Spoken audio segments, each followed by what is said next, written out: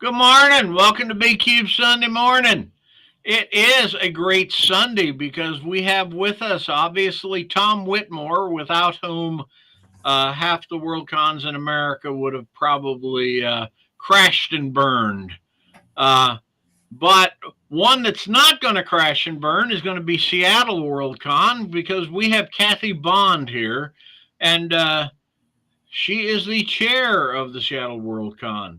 So, Tom, I shall turn the world over to you and Kathy so that you can tell us what greatness awaits us.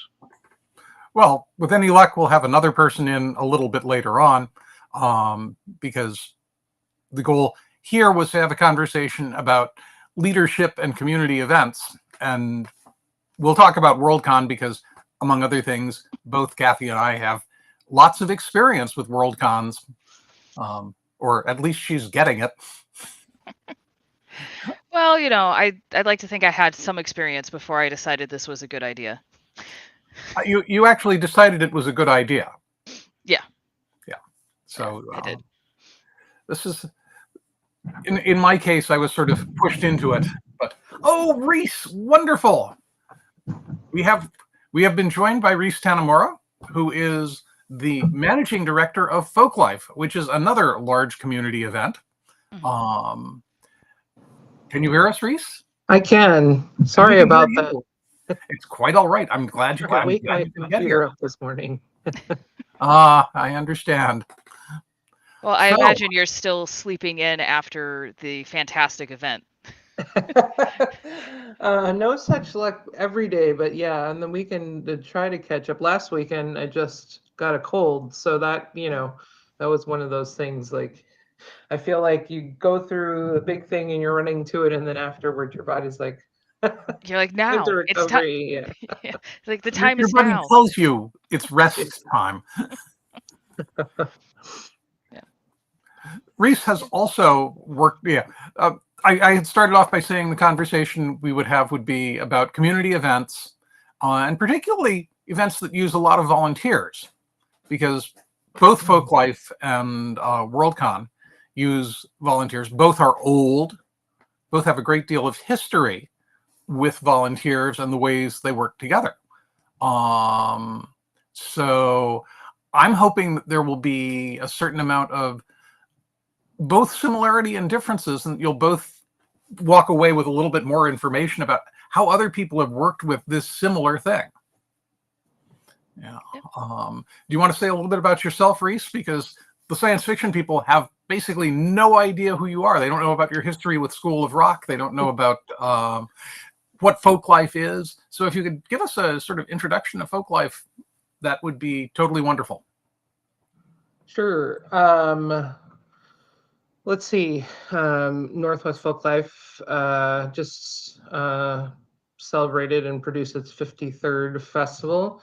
And so this festival is at Seattle Center campus. I imagine you have folks tuning in from all over. Seattle Center is a large arts and cultural hub in the just on the north side of downtown.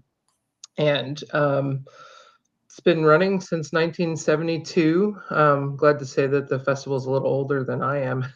But it was started, with a group of folks, and some initiatives, actually by I think it was the national parks. I always like go back to that and leaves my brain, but the national parks was seeding a whole bunch of folk type or community type festivals across the country, and Phil and Vivian Williams and the Seattle Folklore Society and several other folks got together and think how some of the folks at Seattle Center tell it was like they were like, well, we were interested in doing this, and they said, well, we have this date on Memorial Day, and so they got themselves together and started this festival.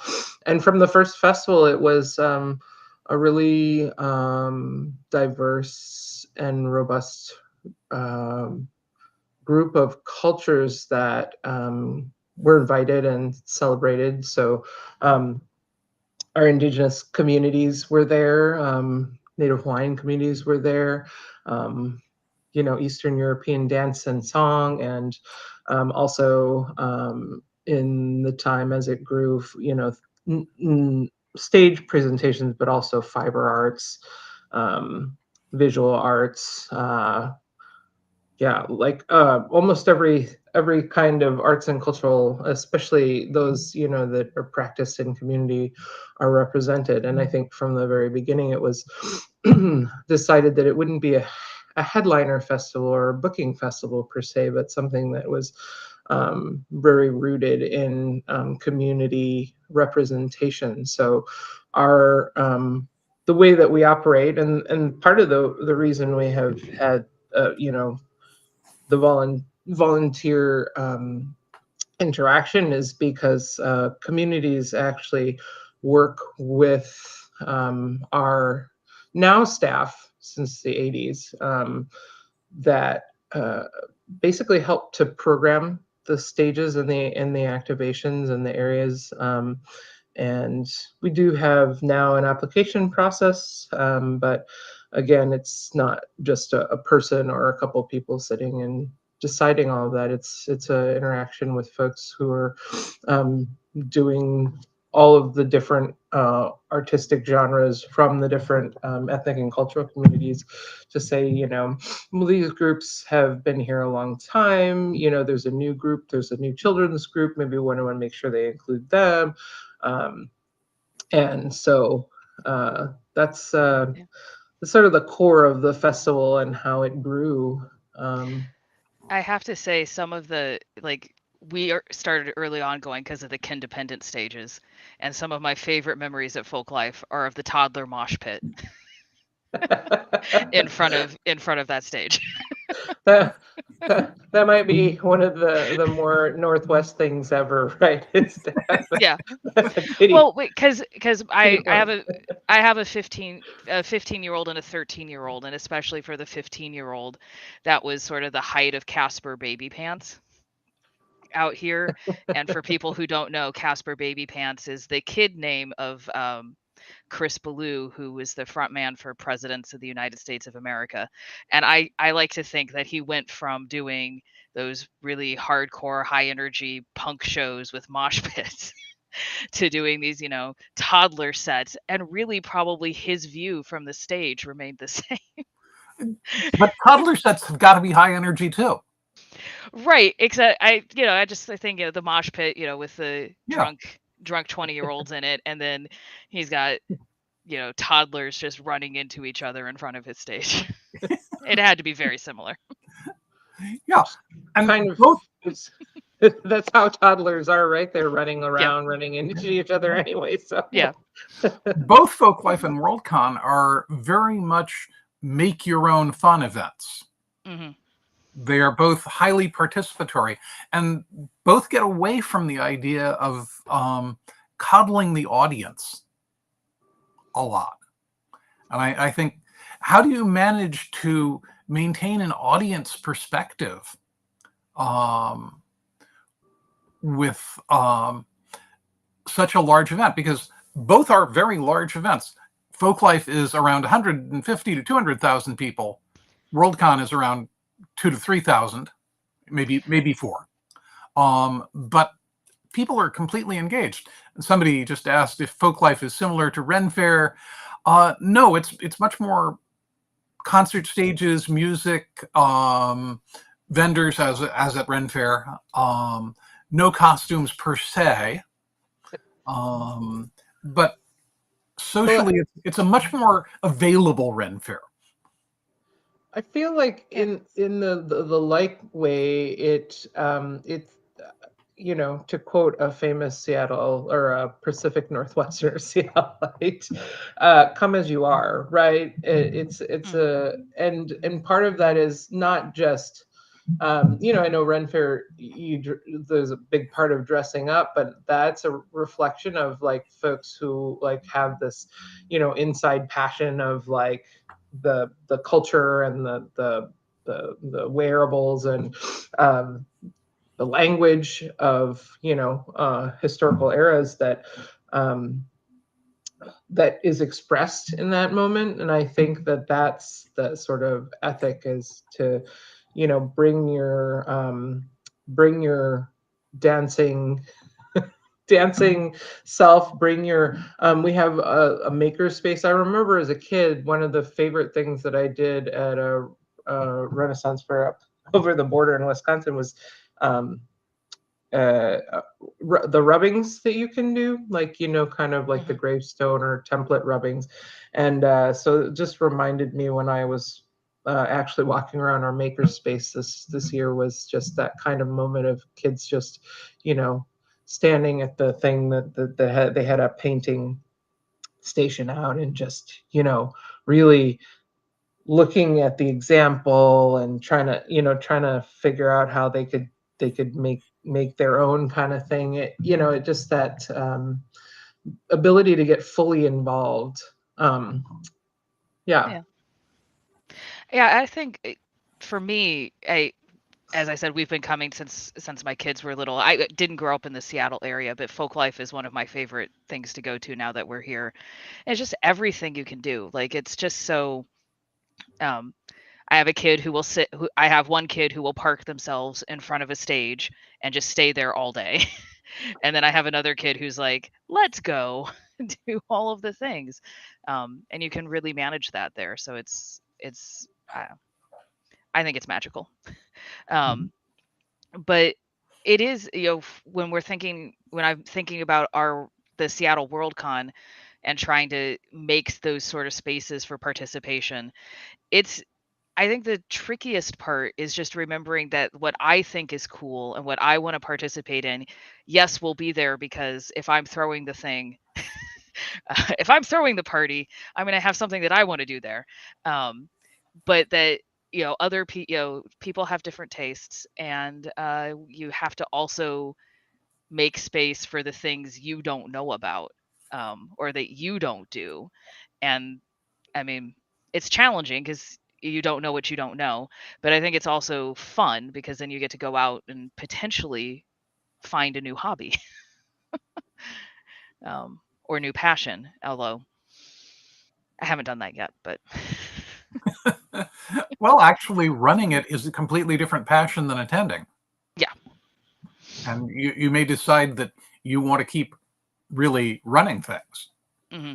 And similarly happens at Folklife. People attend for a long time and then end up volunteering in various ways. You've volunteered as well as attending, and your husband does sound. Yes, so that's the thing that I want to figure out how to do at our Worldcon. So my husband's a member of the union, IETSE 15, and they do volunteering at Folklife, working the sound stages, because it helps get them hours to move up the list and things like that. So it's a symbiotic relationship. Folklife gets skilled union labor, and the skilled union labor gets to have a fun time at Folklife, but also get some hours to help them move up the hiring hall list. So I think those are the types of things. Like, the past couple years, each time I've gone to Folklife, I've been like, oh, I think I see how you're doing this with volunteers. Let's try that. So but yes, Alan volunteers at Folklife. He loves it because he gets to be at the one stage. He gets to hear everything the whole weekend, and it's a great. And then we kind of like it because it's a nice little home base for us. We go out various places and then have a convenient place to come back and drop off stuff, or that the kids have decided they must have from the vendors.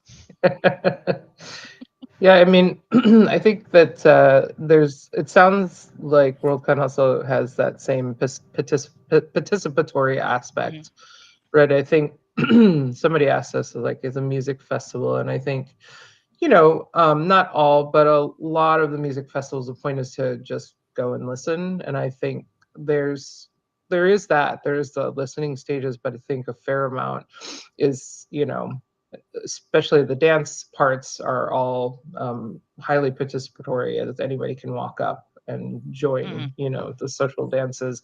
There are a lot of music aspects where they're not labeled as workshops, but people will be talking about or, introducing things.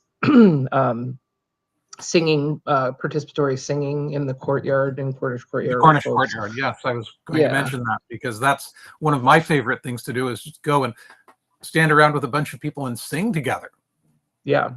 Yep. And then, I think that there's also, busking, well, interestingly enough, not the most supportive busking culture in the city. Like if you go to Europe, or like you go to other places, you're like, this is busking, right? Like they're playing accordion on the train. But they're getting better. But I think one thing that a lot of people tell me they love about Folklife is like that folks, are scattered all over, little jam groups. People are busking all along the corridors. And so even some of our musicians who play on stage, or dancers or acts, will come and do some of the street performances. Obviously, we have about 26 activation and stage areas this year. So there's a lot that you maybe wouldn't see because you were watching something else or doing something else. So it's an opportunity to see more. And it's also just let loose a little bit more. Some young people that, maybe they didn't make it in, or they didn't make it in this year, come and play and busk. I've seen good friends from around town come and just busk for an afternoon. So there's that really like hands-on culture and hands-in. And I think that is an extension of, for a long time, almost everything was volunteer, including the stage performances. And I think the big part about transforming and and growing and evolving has been to be able to balance the need to acknowledge artistic labor and all kinds of forms of labor in the cultural sector that have been, somewhat taken for granted, and then also I think given very freely, because the kind of folks creative people are, right? They wanna be involved, and they wanna contribute to a thing. And I think, over the years, especially living in a city like Seattle, where it's very expensive, that there's had to be a balance of that, because you want folks to be involved purely because they love to be involved, which is, kind of that volunteering ethic.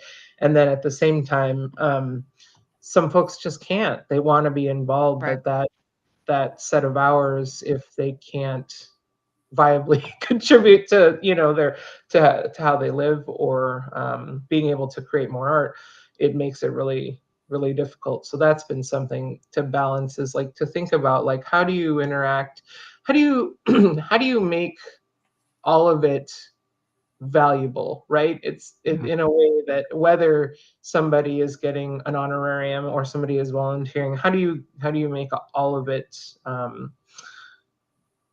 do you make all of the things have value, without really only attaching that How do value? you value things without monetizing them necessarily? Yeah. Yeah. I think that danger. I think that is really, I mean, I know we, Worldcon generally, or even broader literary science fiction conventions, because NorwestCon, which is my home convention here in Seattle, also has been struggling with it. Like, there is something deeply, I think anyways, beautiful about a participatory culture where people come together to create this, to create an event. And I think it's a great way to bring people together and build community.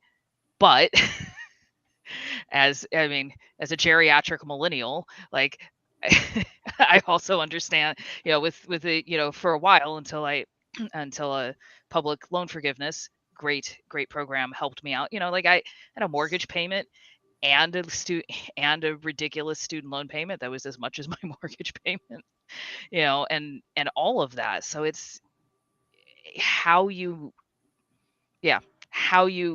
manage to make those two things still work, so that you can invite more people in. It's really hard. I don't think there are any pat answers for it, but Well, and Folklife runs on volunteer money. People choosing to donate rather than having an admission fee, which Worldcon does. Worldcon sells memberships rather than having a ticket, and Folklife asks for donations at the gates rather than having tickets. So they're each doing something slightly different in order to try and keep that volunteer attitude there. But it's hard to do. Yeah. I mean, I know there were definitely in the early years when it was before I finished school and we were living on my husband's public school teacher salary. Like Folklife was amazing because we could give a little bit, but not, I mean, not like Bumbershoot, which is the other music festival out here. So we could participate and we could be part of the community, but I think for Worldcon, part of the reason we do the memberships instead of voluntarily asking people to just donate to make the event happen, is mostly scale. I mean, we're on track to have right now 5,000 people at our Worldcon, and the convention center is expensive to rent. Who knew? I did. Yeah. I mean, everybody knew, but it's definitely one of those. But one thing we are trying this year, which is new, and I hope it's something that works so that other Worldcons will try it in the future, is we introduced a new membership level called the Friend of Worldcon level, unashamedly cribbed from Folklife, the Friends of Folklife. But also I think it's a common, at least for me when I do community events in Seattle, like I don't know, the YMCA camp does a tiered membership level that my kids go to, where if you can pay more, they ask you to pay more. If you need to pay less, you can pay less. And other community events I go to do the same thing. So we're hoping that this works this year. So we have our low rate, which is going to stay that way the whole time. Our regular rate, which will fluctuate as we get closer, it's going to get more expensive. And then our friend of rate, which hopefully people who can will be able to buy that and help us subsidize all of our other rates, because we also, children are free. Children up to 13 are free. 13 to 17 very reduced for our teens, and we have a young adult membership too, also very reduced. And I hope all of the economics of it is going to work out by helping encourage people who can to give us a little bit more. I don't know. And we also have our community fund, but stay tuned, everyone. There'll be more about that after Glasgow. I think it's. I think it's important as really deeply steep development people tell me. Of my fundraising folks tell me, if you don't ask, sometimes people don't think in that way, and not just asking generally, but even asking to stretch a little in their gift or their entry,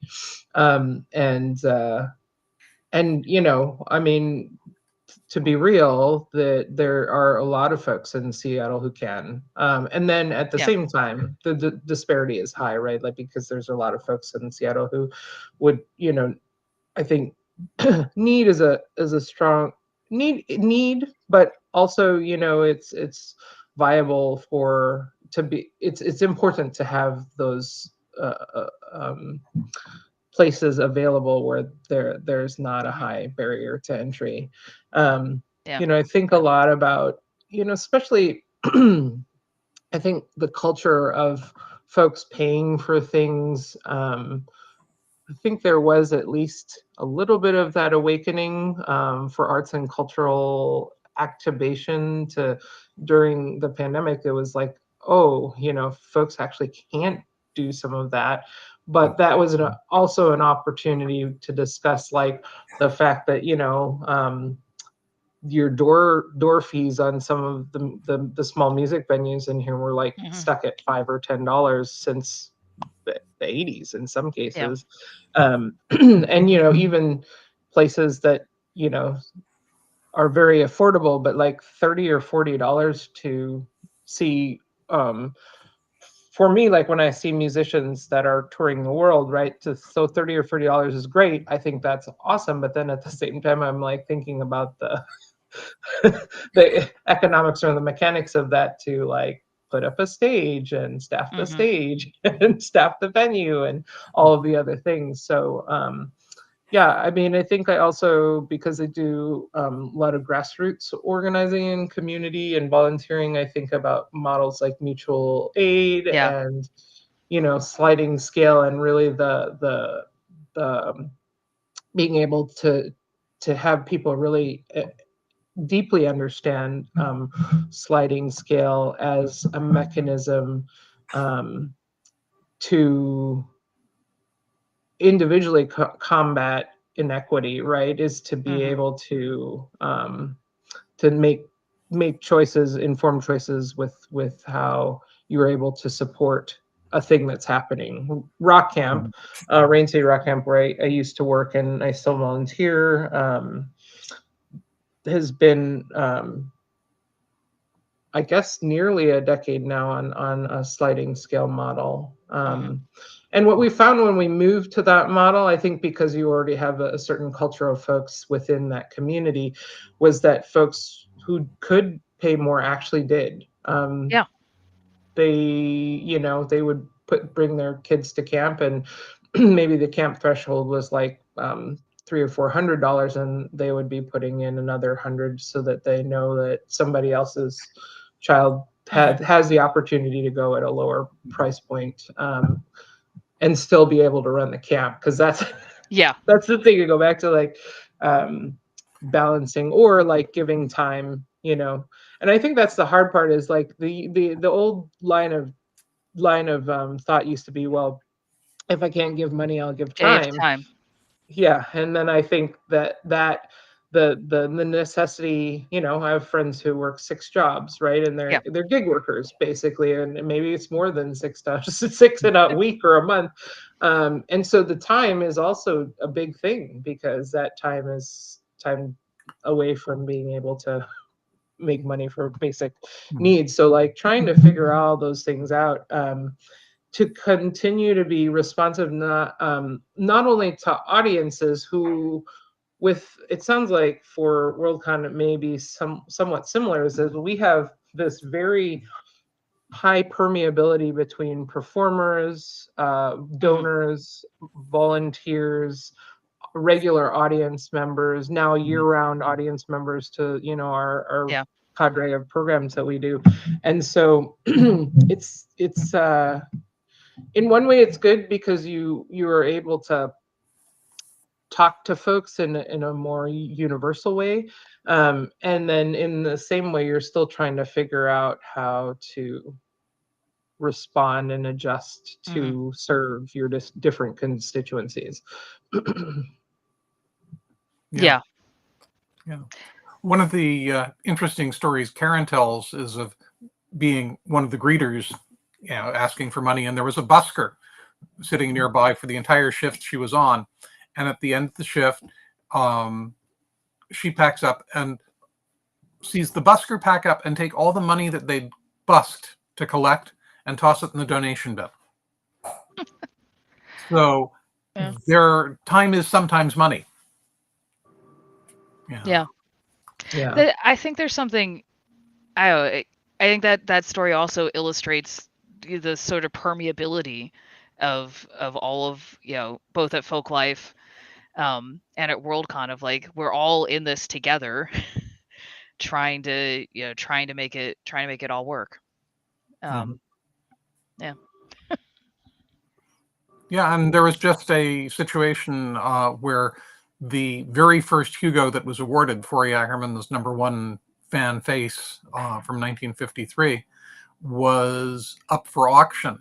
And one of the organizers, the Worldcon Heritage Organization, put out a call for crowdfunding, in effect, and managed to get enough money, managed to collect in 4 days the $12,000, which it ended up going for.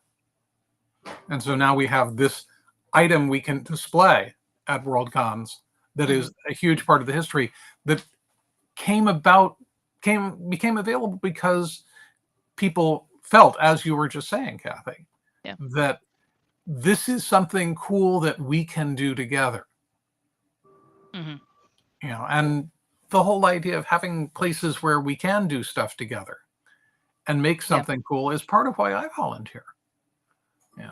Back when I was helping run a folk music series down in the Bay Area, it was difficult sometimes booking performers because their agents would want to take a guaranteed amount when we could say, you'll actually make more money if you don't take a guarantee but take this higher percentage we offer you. And 9 times out of 10, the performers would have gotten more money if they were willing to do that, but they weren't willing to do that. They wanted the guarantee. And it's difficult to manage something when everybody's making it about the money. Yeah. I mean, but money, but we live in a capitalist society, and we do. Money. We do. It's, as I say, it's difficult. I'm not saying it's wrong or it's impossible. Yeah. I'm just saying that there's difficulties. But it is difficult, and I also feel like, so last year was the year that we introduced this concept of performer compensation, in that we had some travel stipending, but generally the folks who are presenting on the stages or in the workshops and things were all doing it as volunteers. We actually got we got some through an initiative with the Office of Economic Development, trying to acknowledge the need to tend to our culture bearers and our creatives, right? Offered us some funding to pilot performer compensation, and so it was certainly, with nearly, I think this year we had like 3,500 individual performers, well, over 400 groups. If we paid everybody a certain booking rate, that would not, it actually isn't possible. I mean, just within the economic structure that we have, with the donations, and but the way that we offered it was that we're offering these honorariums, and some folks chose basically to not take the, it's considered their contribution to Folklife was their creative work, and I think some folks, some of it the irritation of doing a W-9 for like a small amount of money, but also, we also did hear back, like, really fundamentally, like, no, so from some working artists who are like, this is the thing I give back to community, because this is where I got my first start on a larger stage, and this is where I started to build an audience, or this is where I actually realized that this is a thing that I could do as a part of how I wanted to live and make my living. And then, as I have said to a lot of people, gladly, then some people accepted the compensation because it allowed them, because we're regional, it allowed them a way to justify traveling in for the things. So it gives us a little bit wider geographic representation.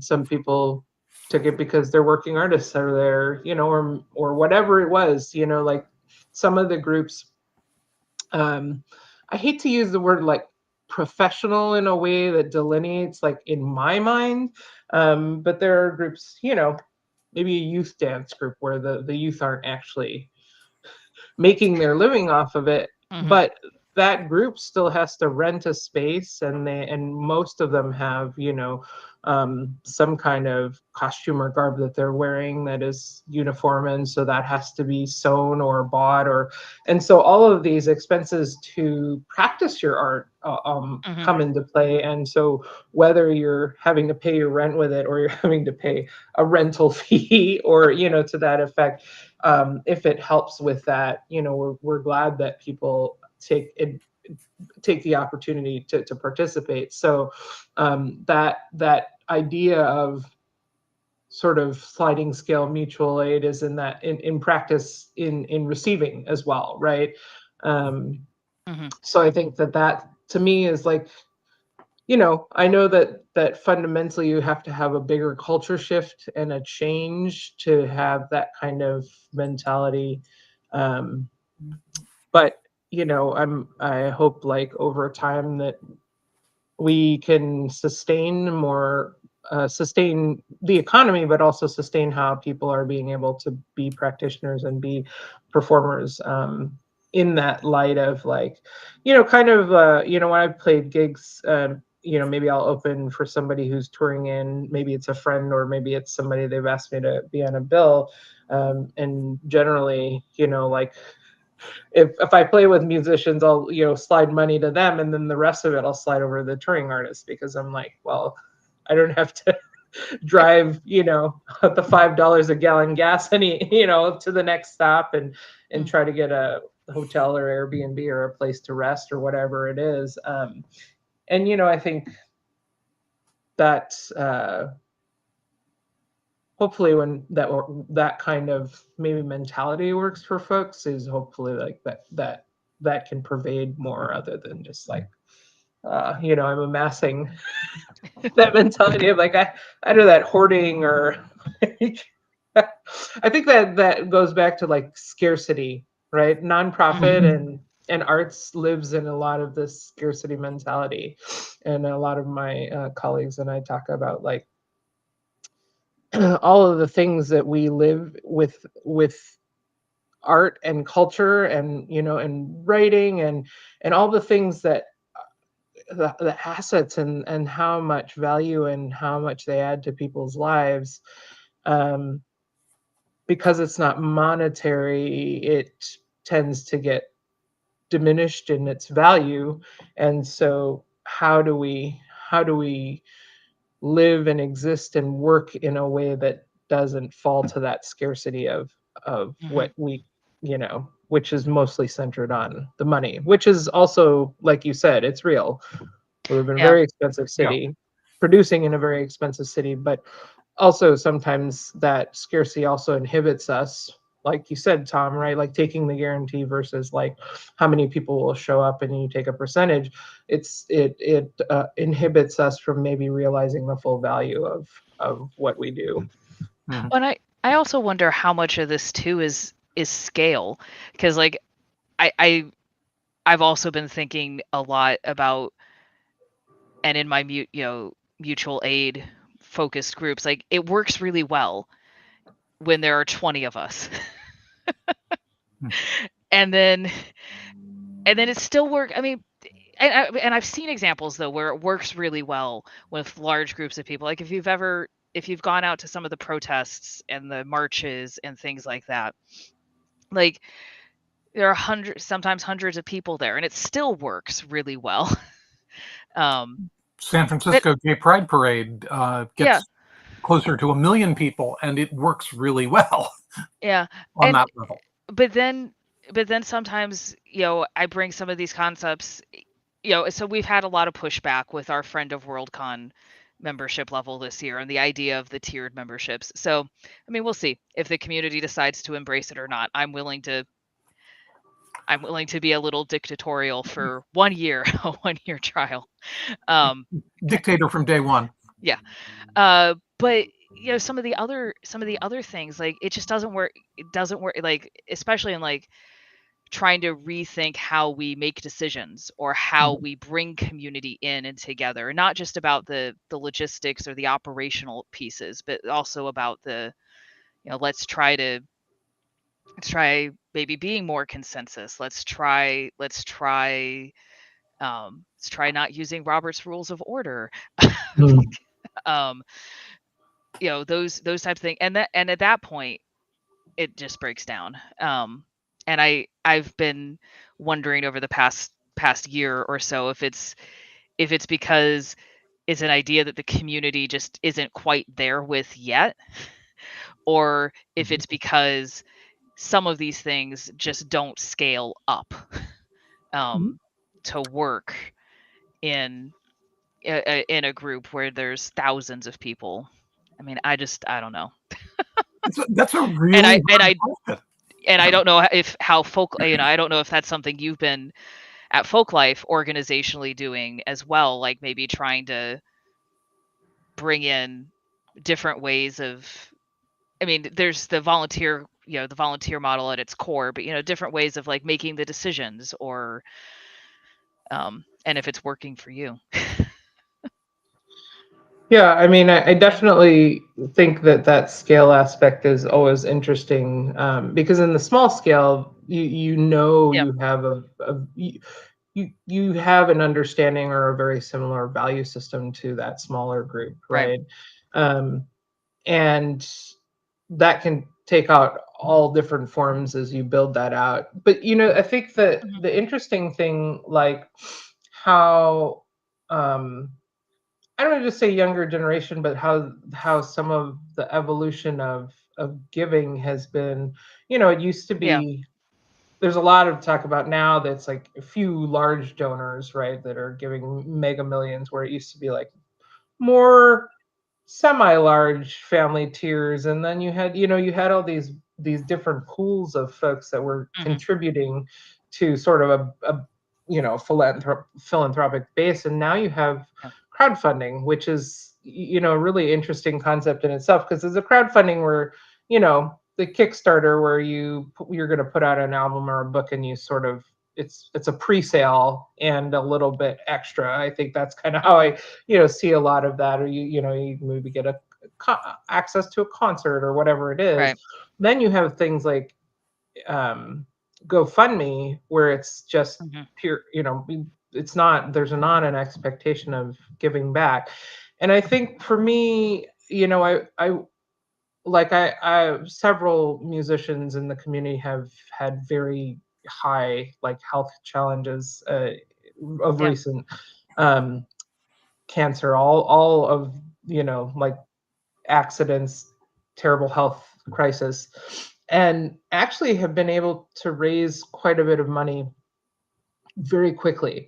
So then there's a part of me that has to unpack that a little bit, of like, how is it that these artists were not, maybe because they didn't ask, but also like on a Patreon page or something like that, we're not able to raise that kind of basis of capital or money for existing and creating their art, but Right. in the emergency situation are. And I mean, I get sort of the urgency of it, but I think, again, it feels like a little bit leaning towards the scarcity trauma model of operation, right? And I don't know if that's something our society has just, like, we've been in this state for so long, like, like, I think we can agree that it's well before 2016, right? That this has been a sideways, backwards, whatever slide, but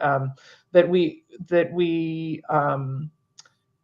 creativity, there's something about it where I part of me is just trying to always figure out, on the bigger scale, how do we engage people to want to invest in that, whether it's their time or money, or being an advocate for the things that Right. that happen that gather community and that spur creativity and spur creation of works and things like that. So that maybe folks are paying for their health insurance on the front end, so that they're not having to have that like really tragic health emergency on the back end because they never went to a preventative Yeah. care appointment for 15 years or whatever it is. um, Yeah. Those and thoughts how do we always do that through our art? Yeah, those thoughts always bring me back around to, I mean, some of this is my day job as a labor lawyer. So then I'm all like, and that's why we need to organize and unionize. And then, but then also is sort of less flip, like, how do we get back to, I don't possibly, and maybe this is the advocacy part, to places where, we can have the big donor isn't, um, isn't the Paul Allens or the Jeff Bezos or the Bill Gateses of the world, but is the Works Project Administration, or is the city of Seattle? What would Seattle look like if the Office of Arts and Culture, for example, had way more money? Like, Yeah. that it could just give out, and hopefully would give out to more than just Benaroya Hall, or I mean, not that the symphony is not amazing. Heard. No, totally Yeah, understand where you're at. I yeah, I mean, I think this the King there's an initiative in King County, which mhm, is where Seattle is, that the county actually voted in for arts and cultural funding in this yeah, thing called Doors Open, and I'm just saying that because I'm sure there are folks that maybe don't live in this area, yeah, but that will be an interesting, to me, that will be a good, just like something to watch as to how we can maybe get a little bit more wrangled up, a little bit more of investment for arts and culture, like the mhm, infusion of that. I think it's, unfortunately, some people are thinking is like the be all end all savior of yeah, cultural activity. And it's like, well, it's probably filling gaps more than anything. But I think about it. I was on the music commission for 6 years, and I think, after sitting, and watching both sides of, like, from the private citizen side and then from the city side, like the things that they have to do to fund things, it just made it more clear to me that it's not, we can't just rely on government. We can't yeah, just rely on philanthropy, and even to some degree, like, it would be nice. I think Folklife has been very run largely on donations, up through 18, 19, and then going into the pandemic. We've definitely benefited or accessed more mhm, government grants and contracts and things like that through the last few years, both intentionally and because of world situation. yeah, But I think that's the part that, besides the fundraising models of, like, how to balance all that, I think it's culturally a shift to think of, like, how do you partner with all mhm, the resources available, right? Like, how do you partner effectively with businesses in the community, right, um, that isn't necessarily just trying to be a sponsor of the shiniest thing that's happening, mhm, but to actually have a deep, values-based, partnership, based on what you're doing and what kinds of things they want to have available for their employees, or what things they want to forward through their their investment in that.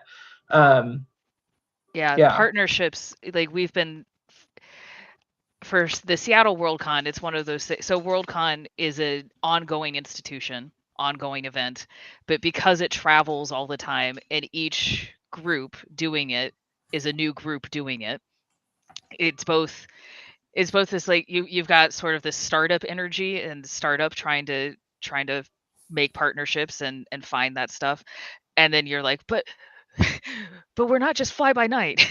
I promise. Like we have a brand history behind us, or we have this history behind us too.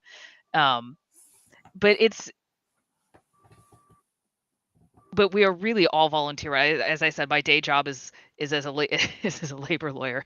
So like I'm doing all of this, when I get home at night from the hours of 7 to 10 p.m.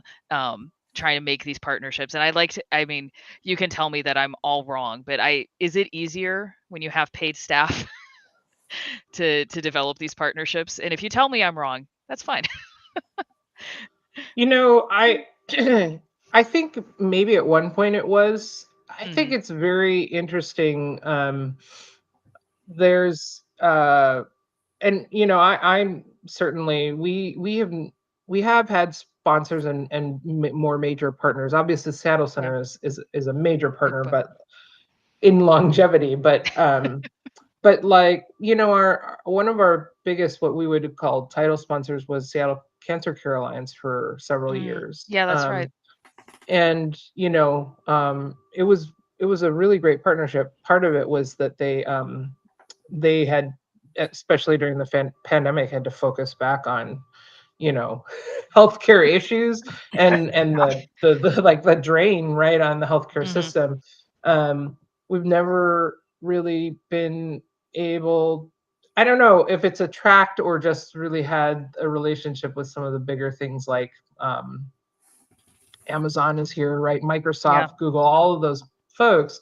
Um, and so and that's long standing, but I think I've heard back from other event producers, it's been harder. Mhm. Some of these companies actually start their own events. They are not Oh, really yeah. that necessarily interested in what's been going on for a while. They just kind of, and their view is like, oh, if it happens a year or two, that's great. It's not something about creating community in that. Mhm. It's just it serves certain purposes. Um, Yeah.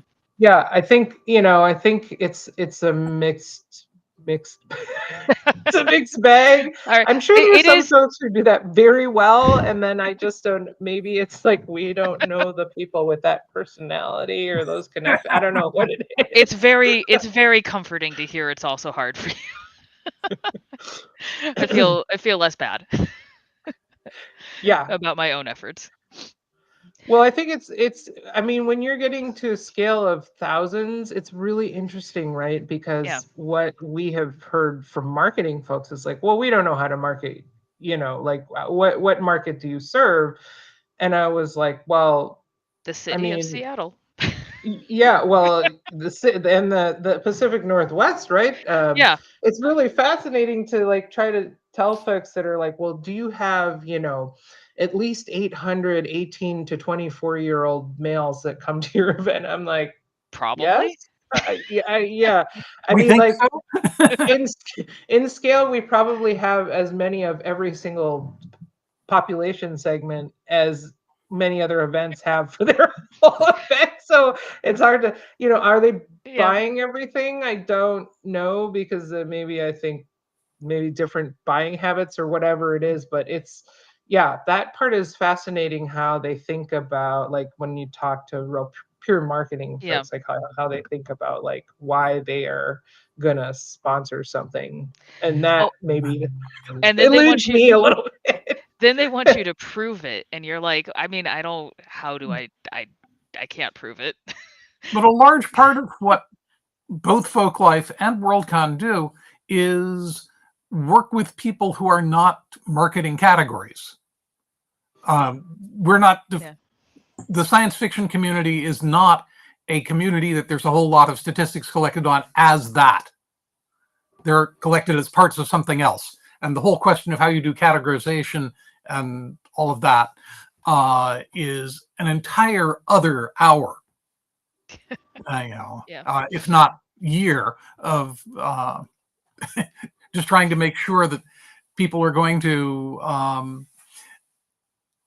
how people categorize affects what they see.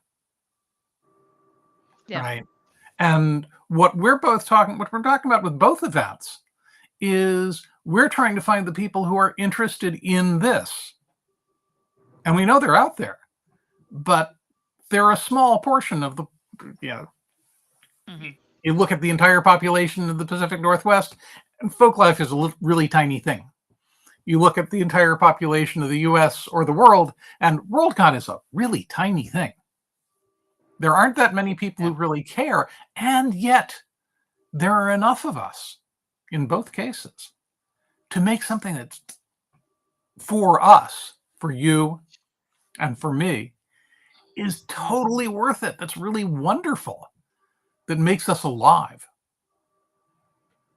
Yeah. So I really appreciate the kind of work that goes into making community and finding community, because an awful lot of what we do is finding community. We're going to have Bob come in and talk a little bit about B Cubed Press and do a little bit of a sum up. But I want to ask, is there anything that either of you feels we didn't get to that we should have? A whole nother podcast. But no, but I appreciate what you said, Tom, because I think when it comes down to it, like those things, I'm sure Kathy, you have this like thing where you're like, oh my God, like, well, could we get more marketing, or could we do this, or could we do that? And I think sometimes it's good to like return to that space of like, why do we do this? And how are we best serving the actual value and mission of what we do? And if we can continue to hold, really anchor to that, and then emanate and draw in from that, I think we'll be okay. I mean, we've survived 53 years so far through some pretty major world events. So I think that part of the theory is to try to make sure that we try not to stray too far looking for, the bright and shiny thing, or the thing that's going to save us, but really look into our own values and our own community and the people, right? That like you said, Tom, we're looking to gather, and we're looking for our people that are out there that are interested in this, in the similar, they're interested in creating a similar kind of world, so to speak. Yeah. I would agree with that.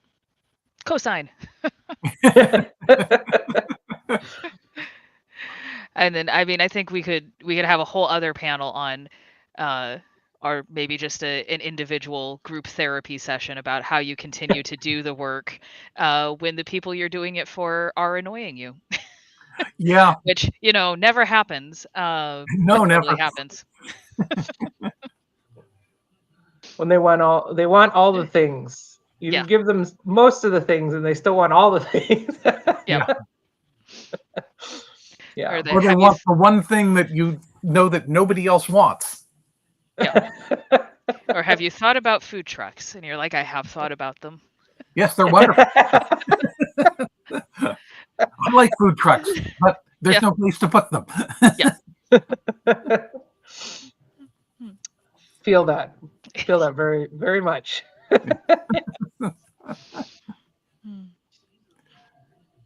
Hello, Bob. Hello. Hey, I just want to say, Kathy, I very much appreciate one of your comments you made early on when you talked about, as an old programming guy, looking beyond your own interests and your own experiences and your own preferences for things to do, events to program, activities to make available. Because, I mean, that matters. If you're ever walked through a big convention and seen a room with just 2 or 3 people in it, but they're very happy, having a good time, doing something they enjoy. It's hard to remember that, I know down the hall I have 300 people in a room wanting to watch Larry Niven and pick your big name, discuss Ring World, but everybody has a niche interest, and as many of them as you can make room for, you have done a service to the vast uh, conglomerate that is fandom. Hmm. So I liked that point. And Yeah. all I got to say is I've never been to Folklife. I have heard of it, and I'll tell you what, it's now on my list of things I've got to find a way to make work. Because while I was listening to all this, I was over exploring the website for Worldcon to uh, get a membership Woohoo! process working. Well, I got to. It is all when your focus is my focus for Worldcon is usually, since this is BQ Press. We publish books. We make little crafty items to sell, give away at cons, and just have a lot of fun. Hmm. Uh, so we tend to our wait for the vendor tables to open up before we register. But I got to say, I am just excited and looking forward to what convention you've got for us. And this venue you have, you tell me I'll be able to look out the window and watch I-5 traffic? Yes, if you look out the back of the Summit building, you will see the lovely I-5 as it traverses downtown. But if you look out the front of the building, you'll be able to see Pike Place Market and the Sound, which might be the better view. Okay, well, I mean, no, one of them's a freeze frame, right? You know, depending Yes. on the time of day. Um, but Pike Place Market is a lovely place, and I'm sure that there will be a lot of people attending your convention that sneak away to go find a little bit of time at the Yeah. Pike Place Market because it's wonderful. I will just tell people if they do that, it is downhill to the market from the convention center, but it is uphill on your way back. Just keep that Oh, in well, mind. that's because you're lugging extra stuff that you've bought. I mean, Yeah. makes it. Of course, who here has ever gone to a Worldcon and not at that moment say, "Well, how do I fit this into the car?" I mean, as a dealer, I walk away with uh, 8 fewer boxes of books than I started with, but at the same time, it seems like all those other dealers have such good stuff. Well, I'm just going to get this and I'm just going to get that. And the next thing you know, I'm still looking for space for stuff to take home because it is so cool. And I am excited about this. But I'm also excited about what's coming up with BQ Press. We just released our first book this year called Madam President, edited by Deborah Godfrey. A wonderful book. Not Jim, uh, David Gerald opens it up with a wonderful story about the president facing a terrorist incident. And as Madam President implies, it's a look at how women in positions of power respond um, to what's going on and explores kind of why it might be different. Um, I mean, Kathy, you yourself, I mean, deal with, you probably deal with things different than Tom might, not consciously, but it matters. It has an impact. So that book is out and on the street. And then right after this, I'm sitting down to work on a book that is going to be near and dear to our hearts. Tentative title is More Alternative Truth or Alternative Truths Southern Edition. Bless their hearts. Because our first book was Alternative Truths, and it was explored the consequences of a Trump presidency um, bluntly. And but we didn't mention his name on the cover or the back page. But But the book was orange. but it was a fun book. Spent several days number one science fiction anthology out there, and we enjoyed doing it. and we've had a lot of success doing political science fiction, and we don't intend to stop. But the South has got a tradition of politics that's all its own. And so to do a Southern edition of Alternative Truths is a is something we're excited about. And then after that, we have another book on leadership that we're excited. And then we're going to put out Scott's Planet. Now, Scott's Planet, for those of you who like harder science fiction, imagine a world where all of a sudden faster than light drive is there, easily accessible. We've got ourselves out in the asteroid belt, mining, building large printer complexes that can put together ships rather simply. And we're sending out literally thousands of colony ships all over. And then all of a sudden, the reality that, wow, you can't just throw 1,000 people on a planet and never send them any resources, any support. And out of those thousands or so you got out there, a small percentage of them are going to turn into profit centers. So, what do you do with the rest of them if you're corporate America? Well, that's fairly simple. Corporate America abandons anything that's not profitable and throws it to the wolves. And so now this is a story of one of those planets that's been thrown to the wolves because they're not profitable, that said, we're not going to evacuate. We're going to stay right here because this is our home. And this is their story. And it's been a lot of fun to do. It all came from the concept of Star Trek. You know, Star Trek, the lost colonies, a great trope in science fiction. I think everybody's written something about it. Well, I asked the question and said, how'd they get there in the first place? And I blame corporate America. Or corporate interests, whatever you want to call it, and they will send out, they will establish bases, and if they're not profitable, don't worry about it. So that's what we're doing over here at BQ Press. We're excited and looking forward to it, and all of these will be available at Worldcon. By the time you guys roll around, we will have them all out. Even though you're coming, and I know you got to feel this, Kathy, Worldcon August 2025 is coming at you like a freight train. It is. It is.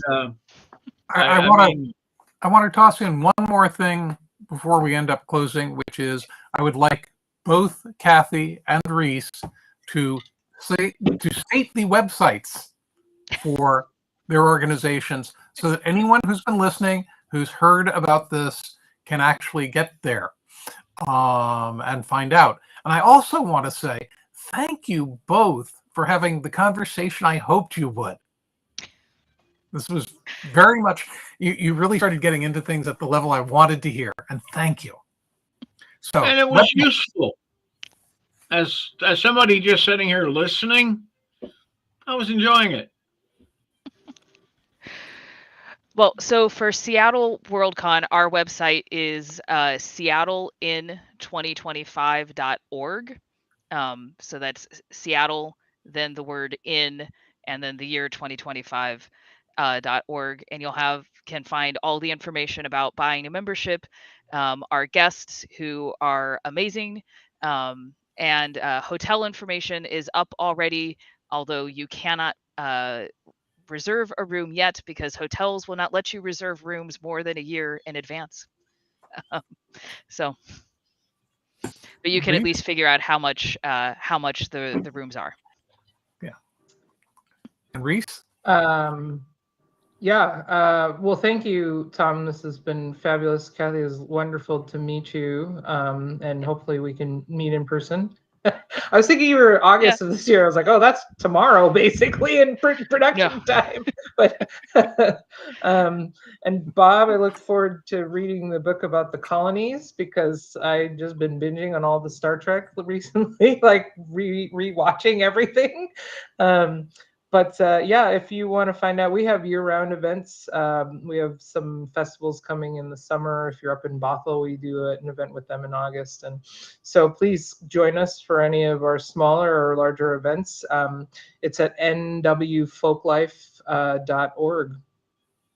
We have a huge community calendar too that is public contribution, so you can find out about all the things that our partners are doing and amazing events around the Northwest region. Well, thank you. And I'll talk to Karen later this morning as she runs our BCube website and see what we can do about getting a couple links up. Um, the That said, thank you guys very much. What you guys do is part of what makes the world work. Uh, to have some place to go to see real people doing things they love, not just signing into a Ticketmaster outlet and um, for the canned. So I appreciate it. And Tom, as always, you've brought us great guests and done a great job interviewing them. And I appreciate it. So anything else you got to say? Wave goodbye, folks.